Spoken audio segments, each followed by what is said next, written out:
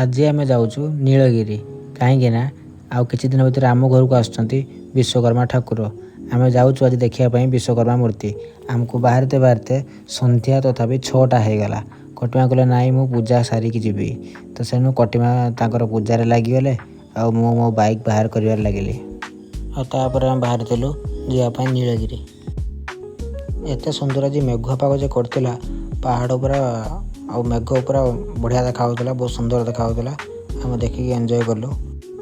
ଆଉ ସେଇ ଭିତରେ ଆମେ ଯାଇ ପହଞ୍ଚିଥିଲୁ ଠାକୁର ଯେଉଁଠି ତିଆରି ହୁଏ। ଦେଖିଲା ବେଳକୁ ଠାକୁର ଗୋଟେ ବି ତିଆରି ହେଇନି, ଖାଲି କୋଟା ବୋଳା ହେଇଛି। ଆଉ ଭାଇଙ୍କୁ ମୁଁ ପଚାରିଲି, ଭାଇ କେତେ ଦିନ ଭିତରେ ଠାକୁର ରେଡ଼ି ହେବ?